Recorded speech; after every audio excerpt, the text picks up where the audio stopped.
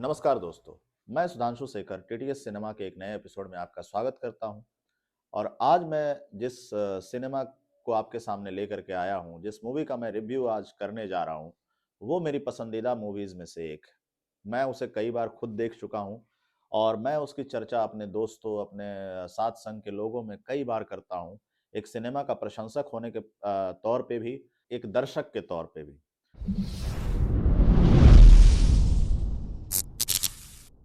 तो दोस्तों, आज हम जिस सिनेमा की चर्चा करने जा रहे हैं उसका नाम है देवडी।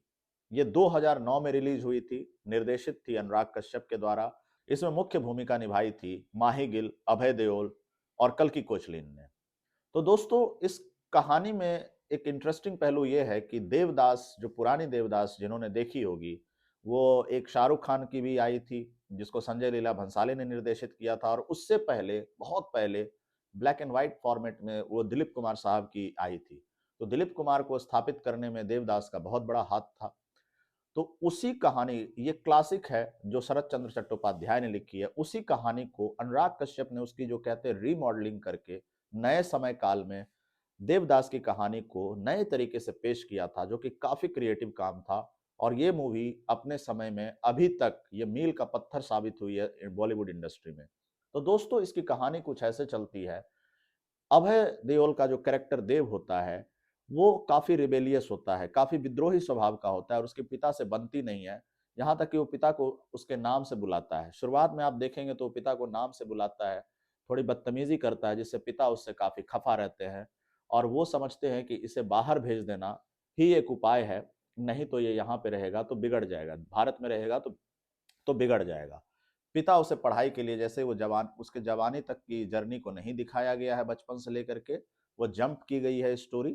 उसे दिखाया जाता है कि वो जवान होकर अमेरिका में गया है और वहां पे एक ऐसा सीन आता है जहां पे वो दिखाया जाता है कि वीडियो चैट उसकी एक हो रही है अपनी एक महिला मित्र के साथ, जो माही गिल का कैरेक्टर है, पारो के रूप में। माही गिल उसके बचपन की साथी रहती है, उसकी उसके साथ फ्रेंडशिप रहती है और वो लगातार उसके साथ बनी रहती है। काफी फ्रैंक कॉन्वर्सेशन दिखाई गई है, काफी ओपन कन्वर्सेशन उनके साथ दिखाई गई है। और अभय देओल का कैरेक्टर देव उससे एक उसकी न्यूड फोटो की डिमांड करता है उस वीडियो चैट में, जो कि इसलिए दिखाया गया है क्योंकि वो नए समय काल की मूवी होती है।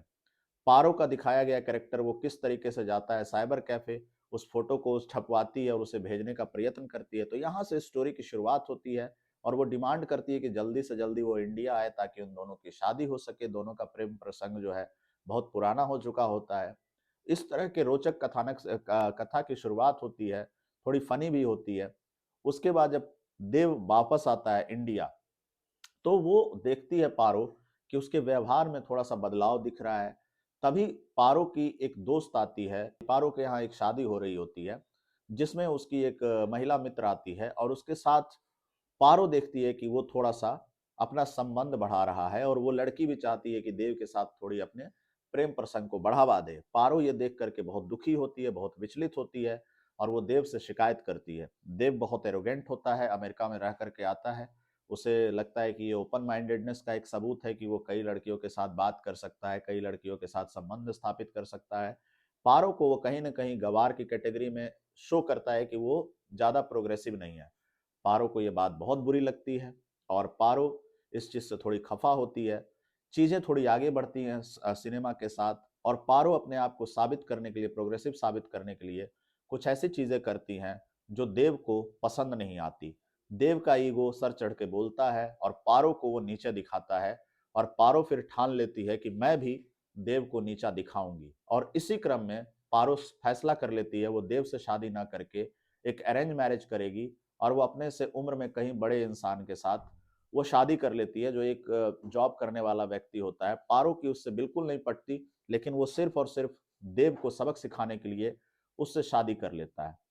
फिर पता चलता है देव के लाइफ में प्रॉब्लम शुरू होती है, क्योंकि भीतर कहीं न कहीं पारो का प्रेम उसके लिए बहुत अहम था और उसे लगता है कि वो कितना भी पारो को भला-बुरा कहेगा, लेकिन पारो उससे अलग नहीं होगी। जब वो देखता है कि पारो ने उससे शादी कर ली है एक व्यक्ति से, जो उससे उम्र में बड़ी है और वो उतना लाइवली नहीं है, उतना वाइब्रेंट नहीं है जितना अभय देओल था, जितना देव था।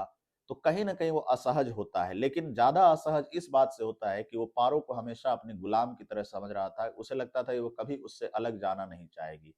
तो ये चीज़ कहीं न कहीं देव को हज़म नहीं होती और वो उसके लाइफ़ में फिर डिस्टर्बेंस पैदा होनी शुरू होती है और पारो को वो जाता है, मनाने की कोशिश करता है, लेकिन पारो 2-3 बच्चों की माँ बन चुकी होती है। वो अब अपने मैरिड लाइफ़ में कहीं गुना आगे बढ़ चुकी होती है।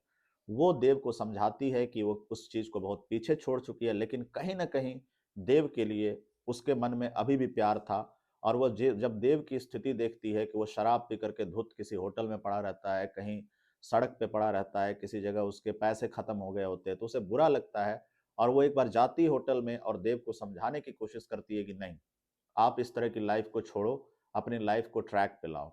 इसी क्रम में देव जब दिल्ली आता है पारो से मिलने के लिए, तो उसकी मुलाकात एक दलाल के ज़रिए एक लड़की से होती है जिसका नाम होता है लेनी। लेनी एक अंडर कवर ब्रॉथल में काम करती रहती है, जो रोल प्ले करके अपने कस्टमर्स का दिल बहलाती है। लेनी की एक अलग जर्नी चलती है। लेनी टीनेज में एक सेक्स स्कैंडल का शिकार होती है, एमएमएस के ज़रिए उसके एक क्लिप को वायरल कर दिया जाता है जिससे उसके परिजन बहुत खफा होते हैं और एक तरीके से अपनी इज्जत बचाने के लिए लेनिन को घर से निकाल देते हैं। लेनिन इस चीज़ से बहुत दुखी होती है, घर से रिश्ता तोड़ देती है और उसी क्रम में वो एक ब्रॉथल में जा फँसती है, एक फ्लेश ट्रेड के उसमें जाके फँस जाती है, एक दलाल के हाथ लग जाती है, लेकिन वो स्वेच्छा से ये पेशा चूज़ करती है। उसके कस्टमर काफ़ी लॉयल होते हैं।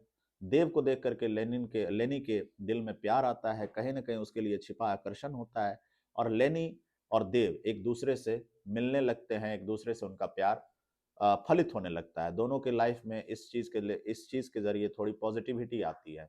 लेकिन धीरे-धीरे, धीरे-धीरे देव चूँकि शराब की लत उसको बुरी तरीके से लग चुकी होती है, घर वाले उसे पैसे देते हैं, लेकिन एक ऐसा प्रकरण आता है, जहाँ उसके पैसे खत्म होने लगते हैं और देव नशे में धुत एक जगह एक्सीडेंट का शिकार होता है। इस फ़िल्म में आगे बढ़ने पे दिखाया गया है कि देव की हालत इतनी खराब हो जाती है कि वो एक एक्सीडेंट में किसी को घायल कर देता है और वो हॉस्पिटल में रहता है। फिर उसे जेल भी ले जाया जाता है। लेनी उसे छुड़ाने आती है और लेनी की वजह से उसके जीवन की रक्षा हो पाती है। लेकिन उसकी स्थिति इतनी बिगड़ चुकी होती है कि उसे वापस लाना बहुत ही मुश्किल हो जाता है।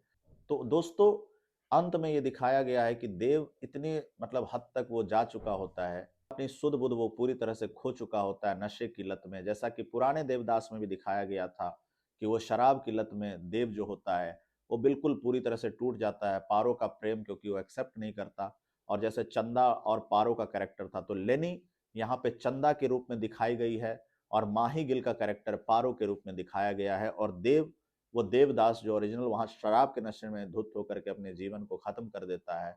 यहाँ पे वो ड्रग्स और बाकी चीज़ों के चक्कर में पड़ के अभय देओल का कैरेक्टर एक नाश के कगार पे पहुँचता हुआ दिखाया गया है। तो दोस्तों ये थी इस मूवी की पूरी कहानी और इसका संगीत बहुत ही लोकप्रिय हुआ था। अमित त्रिवेदी ने इसका संगीत दिया है। अगर आप इमोशनल अत्याचार गाना आपको याद होगा, तो उसमें पटना के प्रिस्ली नाम का एक बैंड आया था जिसमें नवाजुद्दीन सिद्दीकी ने एक बेहतरीन एक्ट के तौर पे उस गाने को गाया है। उस मूवी में दिखाया है उनको गाते हुए और कई गाने इनके ऐसे हैं जो कि म्यूजिक इंडस्ट्री में भी मील का पत्थर साबित हुए हैं। इसकी पिक्चराइजेशन भी बहुत कमाल की एक नए स्टाइल की पिक्चराइजेशन है। तो ये सारे गुण इस सिनेमा में है। स्टोरी के लेवल पे एक अलग स्टोरी इसकी बयान है, स्टोरी टेलिंग का तरीका बहुत अच्छा है। इसकी एडिटिंग बहुत बेहतरीन है। इसका यहाँ तक कि मैं पोस्टर कहूँगा, अगर आप इसके पोस्टर को देखते हैं तो बहुत क्रिएटिव पोस्टर है। तो दोस्तों ये थी इस मूवी की छोटी-सी कहानी जो मैंने आपके साथ बयान की है। तो अगर आपको ये रिव्यू पसंद आया हो तो हमारे चैनल को लाइक करिएगा, शेयर करिएगा, सब्सक्राइब करिएगा, कमेंट्स में अपने फीडबैक भी दीजिएगा और अगर आपने ये मूवी अभी तक नहीं देखी तो ज़रूर देखिएगा। धन्यवाद।